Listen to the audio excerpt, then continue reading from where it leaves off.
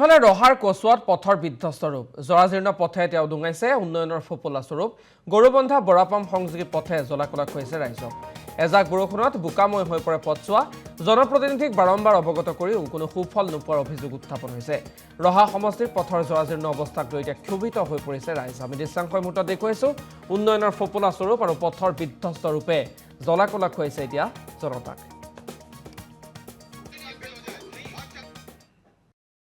এই যে আমি দুখীয়া এই যে ল'ৰা ছোৱালীবিলাক লৈ পেলাই পঢ়িছোঁ কিবা এটা ডেলিভাৰী কি চলে আমি এই ডেলিভাৰী লৈ যাব নোৱাৰোঁ বা এই গৰু ছাগলী এইবিলাক যে লৈ পেলাই যাব নোৱাৰোঁ এনেকুৱা এটা বিপদত পৰিছোঁ কিন্তু এই যে আমি আজি ৪৫ বছৰ হৈ গ'ল মই এই চৰকাৰৰ ওচৰত ভোট দি আছোঁ কিবা হেৰি কৰি আছোঁ চৰকাৰৰ লগত যোগাযোগ আছে আৰু এই ৰাস্তাটো মোৰ দেউতা থাকোঁতে মোৰ দেউতাৰ নাম যোগেশ চৰকাৰ মই যোগেশ চৰকাৰৰ ল'ৰা এই মোৰ দেউতা থাকোঁতে ইয়াতে মিনিষ্টাৰ আহিছিলে MLA আহিছিলে আমাৰ ৰহাৰ তৰুণ ৰহাৰ হেৰি আহিছিলে আনন্দ বৰা আহিছিলে পীযুষ হাজৰিকা আহিছিলে আৰু গোবিন্দাস আহিছিলে গোবিন্দাস আমাৰ যেতিয়া আমাৰ হেৰি আছিলে গোবিন্দাসো আহিছিলে আহি পেলাই এই ৰাস্তাটো মানে কৈছে আমাৰ দেউতাক কৈছে যে চৰকাৰ আপোনাৰ ৰাস্তাটো আমি আপোনাৰ ঘৰত আহিছোঁ খোৱা বোৱা কৰিছোঁ আপোনাৰ ৰাস্তাটো আমি যেনে তেনে হ'লেও মানে ৰাস্তাটো পকী কৰি দিম কিন্তু এই অৰ্ডাৰটো মানে দিছিলে চৰকাৰে আমাৰ মামাৰ আমলত মামা যেতিয়া মানে হেৰি মুখ্যমন্ত্ৰী হ'ল এই মামাই মানে হেৰি কৰি দিছিলে কিন্তু দেওয়াৰ পাছতেই এই ঠিকাদাৰ আৰু আমাৰ গাঁৱৰ কিছুমান লিডাৰবিলাক আছে লিডাৰটো নাম ক'ব নোৱাৰোঁ কিন্তু এই লিডাৰবিলাকে আৰু ঠিকাদাৰে এই আমাৰ ৰাস্তাটো গাইড কৰি দিলে কিন্তু আপোনাৰ নাম বাৰপাম আছিলে আমাৰ দীৰ্ঘদিনীয়া যিটো আমাৰ হেৰি সমস্যা যিটো আছে সেইটো আজি 5 বছৰ দিনৰ পৰা আমি যিটো সমস্যা আমাৰ দূৰ হোৱা নাই ৰাস্তা যিটো আমাৰ পকা যিটো হ'বলগীয়া আছিলে আমাৰ ৰাস্তাটো আহিছে অহাৰ পাছতো আমাৰ ৰাস্তাটো ক্লিয়াৰ হোৱা নাই আমি তেতিয়ালৈকে আমি এইটোৱে মানে আবেদন কৰিছোঁ যেনিবা ধৰক ৰাস্তাটো আমাৰ আহিব লাগে সোনকালে আমাৰ ৰাস্তাটো হ'ব লাগে কামটো বহুত ফাষ্ট হ'ব লাগে আমি সেইটোৱে চৰকাৰৰ ওচৰত মানে আমি আবেদন কৰিছোঁ মানে আমাৰ কি ক'ম আৰু বৰষুণ দিলে যাব নোৱাৰোঁ অহা যোৱা কৰিবলৈ বহুত দিগদাৰ হয় আৰু মানে ইয়াত বানপানী হ'লে আৰু অসুবিধা হয় আমাৰ আমি এইখিনি ৰাস্তাত খোজকাঢ়িব নোৱাৰোঁ ৰাস্তাটো পকা হ'লে আমি যেনিবা খোজকাঢ়ি যাব পাৰিলে এতিয়া কেঁচা ৰাস্তাটো পানী হ'লেও আমি খোজকাঢ়ি যাব নোৱাৰোঁ এম্বুলেঞ্চো নাহে গাড়ী এখনো ভালকৈ নোসোমায়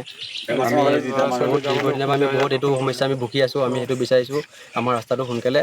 আমাৰ সেইটো কামটো হওক হোৱাটোহে বিচাৰিছোঁ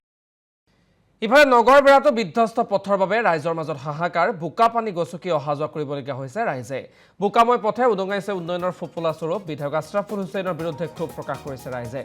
নিৰ্বাচনত আশ্ৰাফুল হুছেইনক যোগ্য প্ৰত্যুত্তৰ দিয়াৰ হুংকাৰ চেঙা সমষ্টিত বহু পথৰ জৰাজীৰ্ণ অৱস্থাক লৈ এতিয়া ক্ষোভিত হৈ পৰিছে ৰাইজ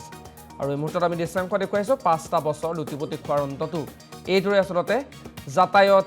চিকিৎসা আৰু শিক্ষাৰ বাবে হাহাকাৰ কৰিবলগীয়া হয় সাধাৰণ জনতাই আৰু উন্নয়নৰ ফপলা স্বৰূপ এই মুহূৰ্তত টেলিভিছনৰ পৰ্দাত আপুনি প্ৰত্যক্ষ কৰিছে পথৰ জৰাজীৰ্ণ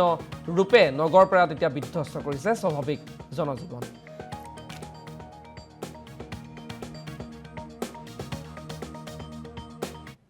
তিনি বছৰমান কাম আগতে আৰম্ভ হৈছিল আৰম্ভ কৰি কেইটুকুৰামান মাটি পেলাই তাৰপিছত আকৌ মানে তেওঁলোকে গুচি গ'ল কোনে আৰম্ভ কৰিছিলে কাম এইটো বিধায়ক আশ্ৰাফুল হুছেইন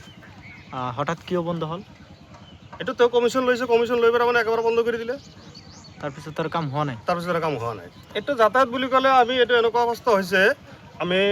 ক'ৰবাত গ'লে মানে চেণ্ডেল থৈ পেলাই খোজকাঢ়ি যাবলগীয়া হয় কাৰাখেতি বজাৰৰ পৰা একেবাৰে বাগেশ্বৰলৈকে ইয়াত কোৱা মানে ইয়াৰ ক'বলৈ তাৰ একো নাই এতিয়া আমি সুযোগ এটা পাইছোঁ 26ত যিটো ইলেকশ্যন হ'ব